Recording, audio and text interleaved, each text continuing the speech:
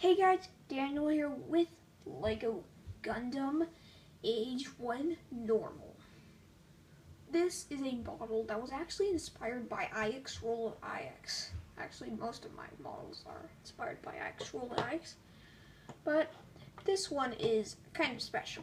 IX Roll of IX has done tons of Lego Gundam unboxings, and he's done quite a few reviews for Lego Gundam on his second channel. So I decided just to make my own. So, without further ado, let's take a look at his construction, starting with the bottom. I'm just going to move the gun out of the way here. His feet are built very simply. I used a Travis brick to attach these two 1x2s on the side. He has a red sole, just like the actual thing. And I also added a little cheese slope to give him an extra bit of shaping.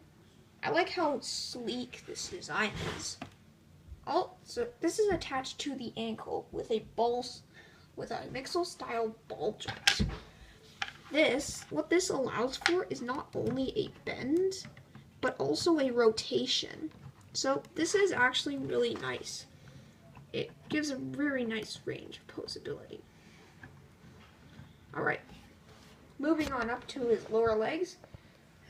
These parts here were originally supposed to have like a little white bit in the center, kind of, but I couldn't find any way to implement that into considering the scale, so I just decided to leave it with solid.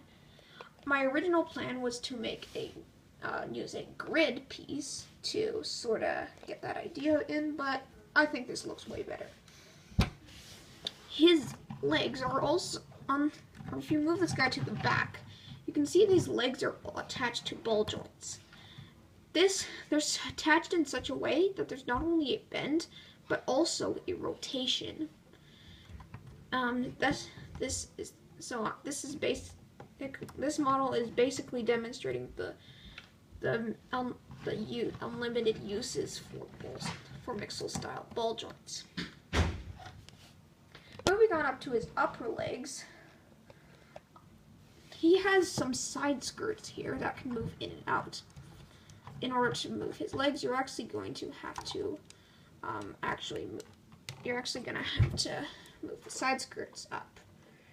And it kind of hindered a bit. It can move back and forward a bit, but not a whole lot.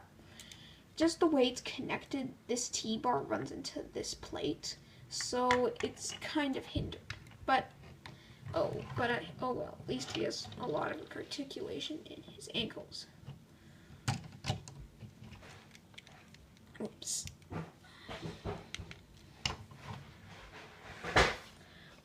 He also has this little detail here. Actually, this is another reason why the articulation is hindered in the waist, but I guess it's sort of worth it. Moving on up to his upper chest. By the way, I'm using more modern pieces, and IX Roll of IX's design is made using some of the older elements. Anyway, I used a small detail in his chest, and I accomplished that with a frying pan element. The actual thing is more hexagonal, but this is the best I could get. Moving on, he also has some white pieces here. These are very nicely done. They add a nice, sleek, streamlined look to him. Now let's talk about his head. His head design is made with a lot of illegal Lego hacks, like the way he's connected right there, and the fact I'm using minifigure hands for this little V-fin forehead decorative part. I use this cheese slope to make it look sort of like a mouth guard, similar to Optimus Prime. But the actual thing doesn't have anything like this. So That's a bit of an inaccuracy, but it looked cool, so I decided to implement it. Let's move on to his shoulders here. His shoulders are made almost completely out of white pieces. It's interrupted, however, when you turn it to the back. It's connecting using a couple of black Technic bit and a 1x1 clip. His arms are very simply built. They have more mixel style ball joints. They have a bend in the elbow as well as a hinge back and forth. The fists are also attached on a ball joint, so they have some movements there. The other arm, however, is different. It has a couple of studs there, but that's because of the weapons he has. We'll get to that later. And yeah, this is a pretty nice design, though slightly asymmetrical. I'm happy with it. Now let's talk about this guy's weapons. His first arsenal of, he has an arsenal of tools, but his first one is this shield I built. It's asymmetrical, and it kind of, but actually if you look at it from this angle, it actually does look kind of symmetrical. It was originally supposed to be like, kind of like that, more like, you know, like, I don't know, like more like diamond shaped, but I just decided that this looked better. So this attaches via a couple of studs on the side of his lower arm. So you can attach his shield on like so. Now let's take a look at his gun. The Age 1 Normal's blaster actually looks pretty nice.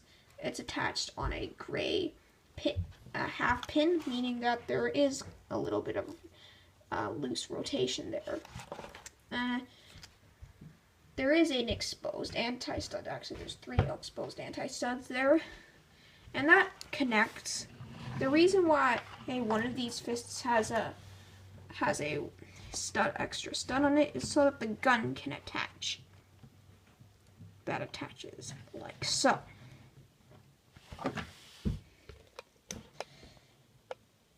Let's get a nice shot of him there. Age 1 Normal is not the best creation I've ever made, but he's not the worst. To be honest, I actually do not. I know pretty much nothing about the Gundam series. All I know, it's an anime mecha series about max that over time, keep getting upgraded for the job of the day. And I just decided that this would be a once in a while little occasional model. And also, I kind of wanted to support IX. But until next time, this is Daniel signing off.